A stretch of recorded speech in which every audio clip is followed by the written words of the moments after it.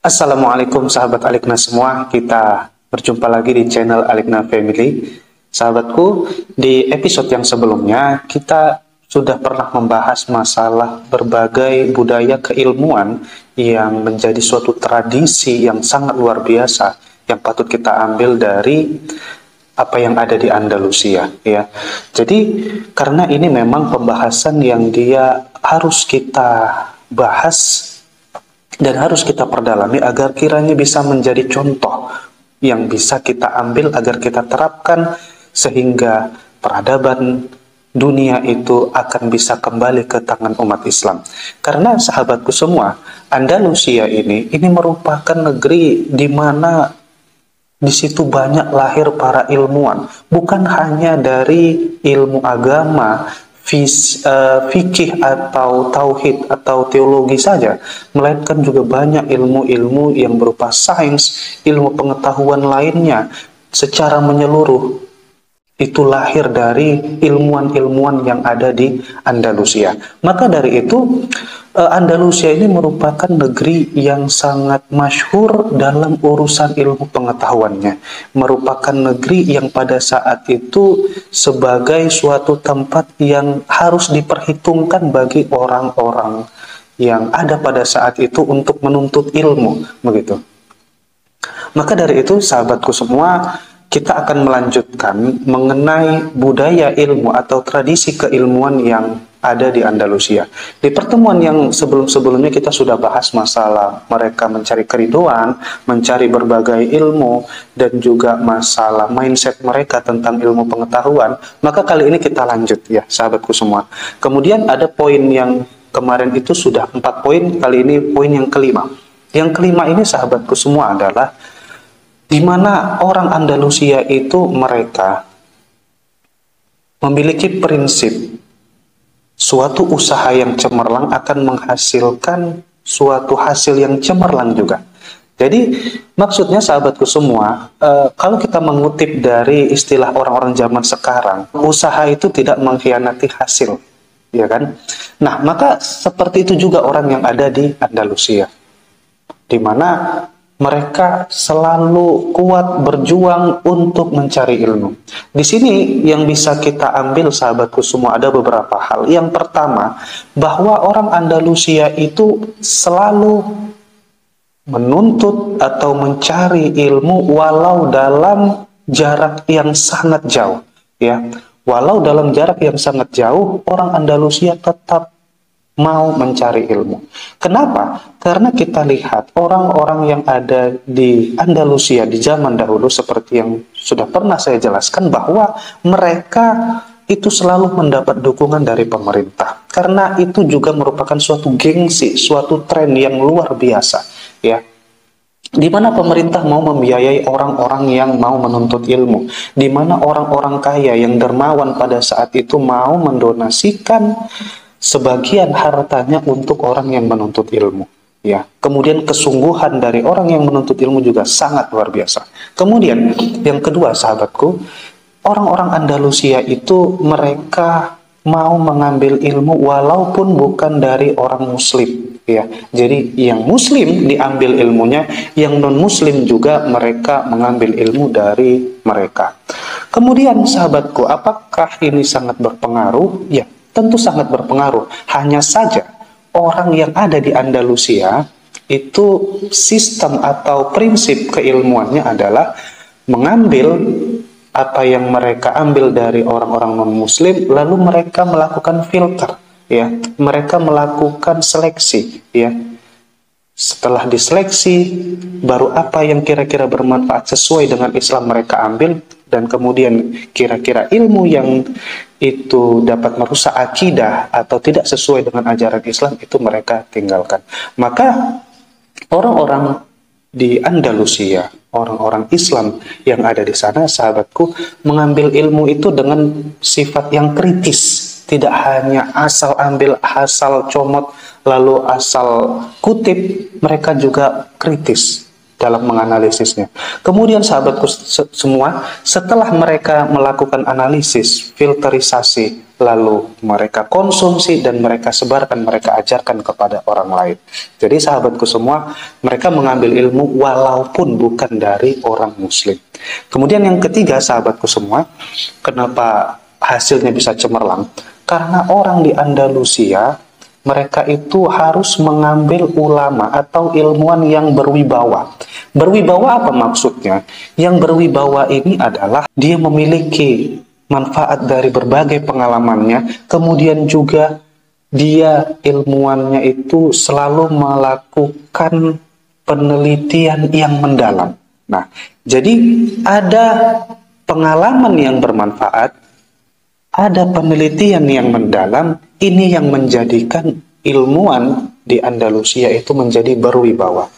Maka dari itu sahabatku, ada ilmuwan yang berwibawa dan tidak berwibawa. Kenapa yang tidak berwibawa ini disingkirkan? Karena yang tidak berwibawa itu akan berpotensi bagi mereka bisa menghabis-habiskan waktu, seperti misalkan mereka membahas ide-ide, isu-isu yang sebenarnya tidak terlalu bermanfaat, atau juga mereka mengungkapkan gagasan-gagasan yang sebenarnya itu hanya sekedar khayalan, ya, atau yang bersifat bikin lucu-lucu, bikin orang ketawa sehingga menjadi lalai. Nah, itu semua mereka hindari. Itulah yang dimaksud tadi tidak berwibawa.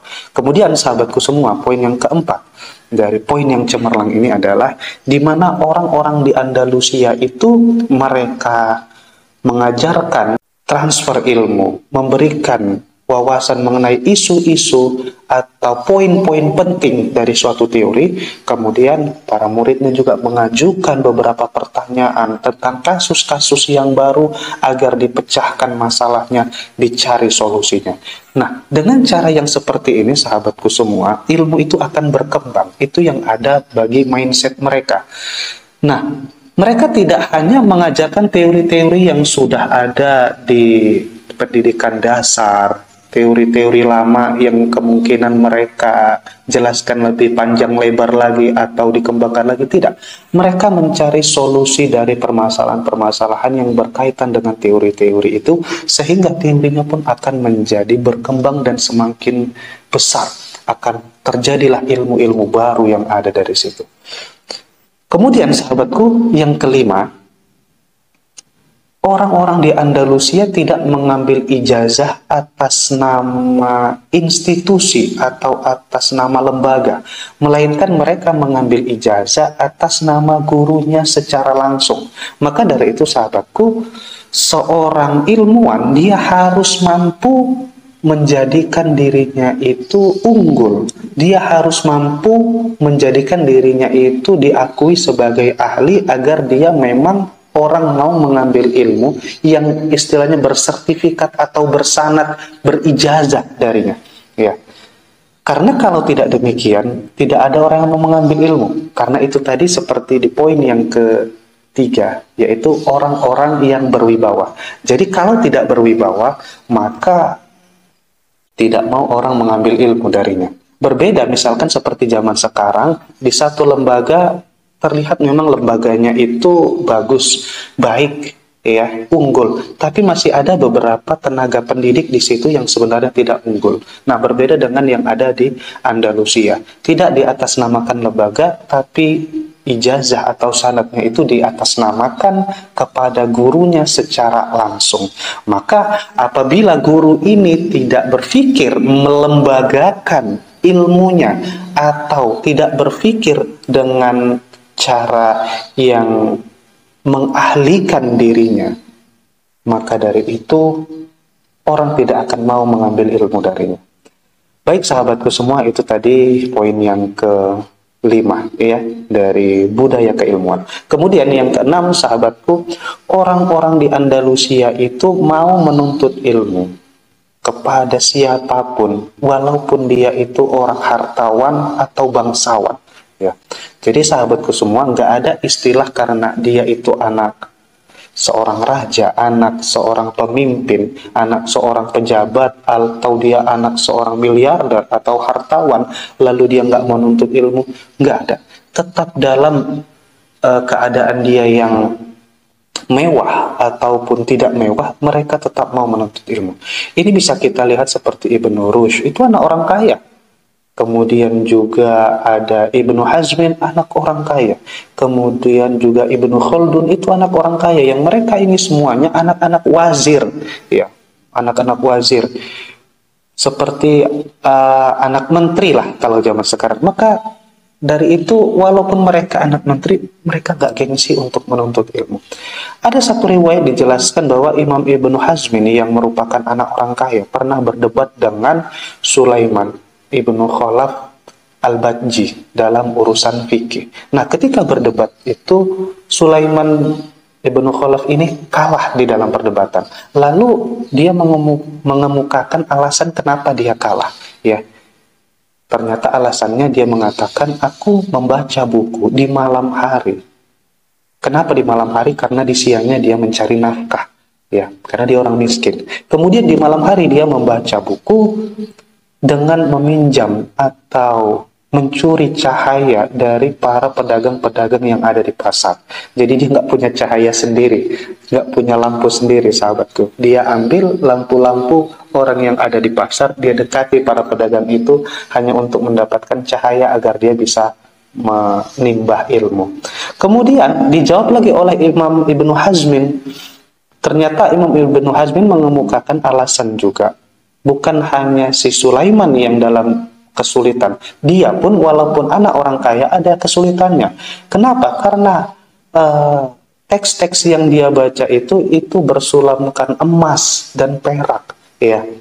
Kemudian juga dengan bahan-bahan yang dia mewah, sehingga kesulitan untuk membaca naskah-naskah itu tadi yang terlalu bergemilang perhiasan itu. Nah, jadi ternyata baik Imam Ibnu Hazmin ataupun Sulaiman Ibnu Khalaf Al-Bajji tadi sama-sama memiliki kesulitan dalam menuntut ilmu, walaupun keadaan salah satunya kaya dan yang lainnya juga miskin. Jadi sahabatku semua, walaupun mereka orang kaya, tapi tidak ada di situ kegengsiannya ataupun kealfaannya dalam menuntut ilmu. Seperti juga kalau kita Said Al-Andalusi, kita melihat Said Al-Andalusi, dia orang kaya. Dia bukan hanya menuntut ilmu, tapi juga dia mendonaturi orang-orang miskin yang tidak bisa belajar untuk mau menuntut ilmu. Nah, jadi dengan proses wakaf, dengan proses sedekah, dengan proses infak, ya, dia donasikan untuk orang-orang menuntut ilmu. Nah, seperti itulah kekayaan yang ada di Andalusia. Seperti prinsip yang pernah saya jelaskan, sahabatku semua, bahwa orang yang bergengsi di masa Andalusia dan Abbasiyah dahulu adalah orang yang mau menuntut ilmu, bukan orang yang memiliki harta banyak. Oke, kemudian poin yang ketiga, sahabatku semua, yaitu orang-orang di Andalusia, mereka ada juga yang miskin dalam keadaan susah, tapi juga tidak menghalangi mereka dalam menuntut ilmu. Kalau tadi orang kaya, poin ke-6, sekarang poin yang ke-7, orang yang sulit. Kita disaksikan dalam suatu ilmuwan, ya, yang bernama Abul Hasan Ali Ibnu Sidah. Dia ini ahli filologi dan leksikologi, ya. Dia orangnya buta, sahabatku. Dan begitu juga ayahnya juga buta. Tapi dia ini sangat ahli di bidangnya. Dia menulis satu buku yang bernama Al-Mukhassas. Itu tertulis 17 jilid. Sangat besar. Tapi tidak menghalanginya, kebutaannya itu tidak menghalanginya untuk menuntut ilmu. Kemudian juga sahabatku ada Abu Bakar Yahya Ibnu Baqi. Dia ini ahli sastra dan juga seorang penyair. Dia berkeliling di Andalusia, bahkan sampai ke negeri Maghribi, ya, mengalami kesulitan dalam urusan kehidupan. Kenapa? Karena di masanya itu keadaan politik itu sangat riskan, sangat kacau. Maka dari itu ada banyak kesulitan yang dia dapatkan untuk menuntut ilmu, tapi itu nggak menghalanginya. Kesulitannya itu tidak pernah menghalangi dia untuk menuntut ilmu. Dia selalu menuntut ilmu di malam hari karena siang harinya bekerja ke sana kemari, begitu untuk menuntut ilmu. Kemudian sahabatku semua, poin yang ke-8 adalah proses budaya ilmu yang ada di Andalusia itu didukung oleh para raja-rajanya sendiri. Kita melihat gini sahabatku, Sultan Al-Hakam yang kedua itu beliau terfokus pada ilmu pengetahuan dengan cara mengambil sarjana-sarjana yang unggul yang terlahir dari negeri Abbasiyah yang ada di Baghdad. Beliau ambili para sarjana-sarjana itu untuk mengajar di Andalusia. Kemudian juga selain itu beliau membeli buku-buku yang ditulis oleh para ilmuwan-ilmuwan yang lahir dari negeri Baghdad.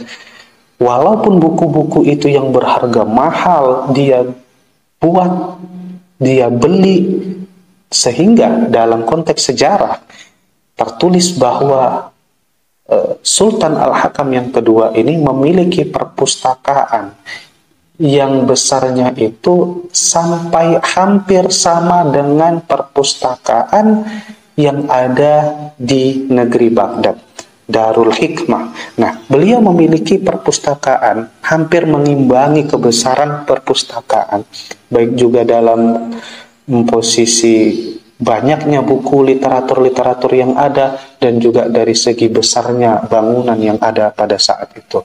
Beliau nggak mau kalah. Kemudian kalau kita lihat Al-Hakam ini, ayahnya yaitu Sultan Abdurrahman yang ketiga juga begitu, sahabatku semua. Beliau juga fokus pada ilmu pengetahuan. Bahkan Abdurrahman yang ketiga ini seorang raja yang dia nggak mau menolak kalau dikritik, nggak mau menolak kalau diberikan masukan oleh para ulama, ilmuwan, dan juga para wali-wali Allah yang ada pada saat itu. Khalifah Abdurrahman yang ketiga ini pernah ditegur, dimarahi oleh seorang qadhi yang bernama Munzir Al-Balluti. Ya, ditegur gara-gara apa? Karena beliau ini selalu ketinggalan, sering beberapa kesempatan ketinggalan dalam sholat Jumat. Nah, itu ditegur, tapi dia nggak marah. Kemudian juga dia ditegur karena pada saat kepemimpinannya dia tidak terlalu fokus pada ilmu, melainkan juga dia fokus dalam urusan pembangunan kota yang bernama Al-Zahra. Itu kota kecil, dia bangun sampai sebegitu sangat mewahnya, sehingga urusan kenegaraan itu terbagi pada ilmu pengetahuan dan juga pembangunan kota. Nah, itu dikritiki, dimarahi sama Qadhi Munzir Al-Balluti. Tapi dia nggak protes, tapi dia nggak marah. Bahkan sempat ditanya oleh putranya Al-Hakam, kenapa engkau tidak memecat itu? Lalu kata Abdurrahman, bahkan andaikan dia setiap hari ngomel samaku, aku nggak akan pernah memecatnya, begitu. Jadi luar biasa ya sahabatku semua, para raja-raja yang ada di zaman dahulu di Andalusia itu mereka sangat pro dengan para ulama-ulama. Dan mungkin inilah yang menjadikan iklim keilmuan dan intelektual yang ada di Andalusia itu sangat maju. Karena apa? Antara umaro dan ulama itu satu kata, ya. Satu kata, satu hati, satu visi, dan satu misi. Maka dari itu, dari konteks yang ada di sejarah dari Andalusia ini, semua ulama-ulama itu mereka rajin menuntut ilmu, semangatnya tinggi. Seperti kalau kita lihat sahabatku semua, ada ulama yang bernama Muslamah. Ya, Muslamah Ibnu Ahmad Al-Majitiri. Beliau ini ahli astronomi dan ahli matematika, ya. Tradisinya bagaimana? Beliau ini memiliki dukungan dari para raja, sehingga beliau memiliki murid, ya. Beliau memiliki murid yang pada akhirnya muridnya itu pun memiliki murid. Jadi sambil menuntut ilmu kepada seorang guru, seorang ilmuwan ini pun memiliki murid yang dia bimbing, yang dia ajarin juga. Jadi sahabatku semua, satu sama lain atau dalam proses dia menuntut ilmu saling membutuhkan dan saling memberi. Begitu. Kemudian tadi Muslamah bin Ahmad ini dia belajar sama Said Al-Andalusi. Kemudian, jadi Said Al-Andalusi punya murid namanya Muslamah tadi. Dan Muslamah juga punya murid yang bernama Abu Samah Al-Mahri dan juga Abu Ibnu As-Safar. Mereka, guru memiliki murid dan muridnya juga memiliki murid. Dan muridnya ini juga memiliki murid di dalam suatu kesempatan, dalam satu waktu, sahabatku semua. Ini menunjukkan apa? Proses budaya ilmu yang ada pada saat itu terjadi dengan sistem muzakarah. Jadi bukan kita jadi orang pintar dulu baru bisa mengajar, ya. Tapi sambil kita menuntut ilmu kita juga mengajar. Kemudian sahabatku semua, itu tadi kalau dalam proses menuntut ilmu. Berbeda tadi dengan yang saya katakan kalau dia mengambil ijazah. Itu dari ilmuwan yang memang sudah seperti terakreditasi lah kalau istilah zaman sekarang. Baik sahabatku semua, kiranya ini bisa menjadi poin-poin yang bisa kita ambil hikmahnya, kita ambil pelajarannya agar bisa kita contoh dalam ilmu atau proses pendidikan. Mudah-mudahan ini bermanfaat bagi kita semua. Saya undur diri dulu. Terima kasih. Assalamualaikum warahmatullahi wabarakatuh.